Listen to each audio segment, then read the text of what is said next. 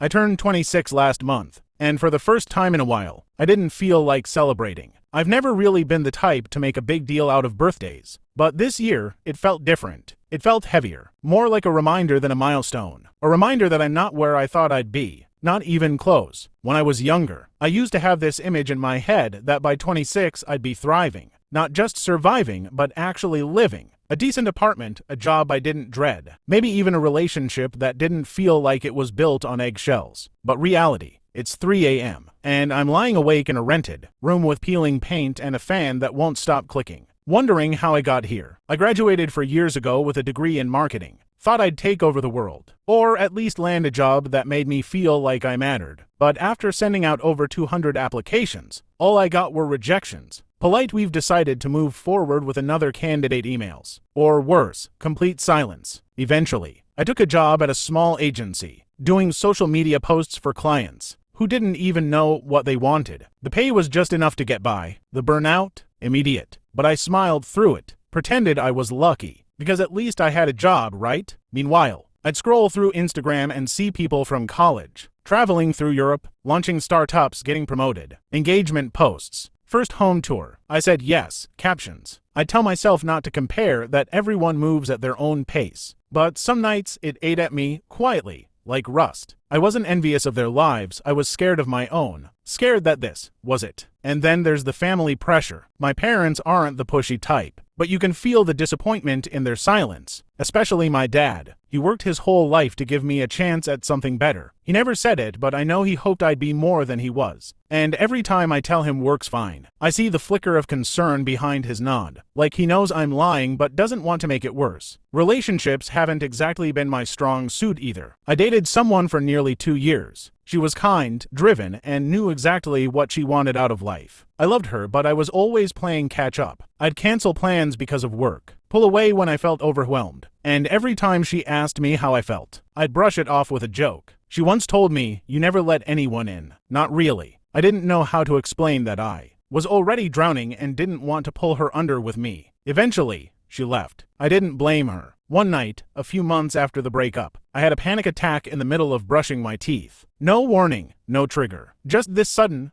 crushing wave of dread. I dropped the toothbrush, leaned over the sink, and couldn't breathe. That's when I realized this wasn't just stress. This was something deeper. I started therapy after that. Quietly, of course. I didn't tell my friends or my parents. I just found someone online and booked an appointment. The first session, I didn't say much. Just kind of sat there, picking at a thread on my hoodie. But over time, I started talking about the pressure, the fear, the shame, the resentment I carried for feeling like I wasn't enough. And for the first time, someone listened without trying to fix me. Just listened. Things didn't magically get better. I still have days where I feel like a failure. I still lie in bed sometimes, staring at the ceiling, wondering if I'm doing anything right. But I'm learning. Learning that progress doesn't always look like promotions or pay raises. Sometimes it's just getting out of bed, sending one more application, saying no when I mean it, answering truthfully when someone asks if I'm okay. A few weeks ago, I ran into an old friend from college. We grabbed coffee and caught up. I admitted I wasn't exactly where I thought I'd be in life. He laughed and said, "Dude, none of us are. Everyone's faking it." And that hit me harder than I expected, because it's true. We're all carrying something. Some of us are just better at hiding it. I don't know where I'll be in 5 years. Hell, I don't even know where I'll be in 5 months. But I'm still here, still trying, still waking up and giving it another shot, even when it feels pointless. And maybe, for now, that's enough.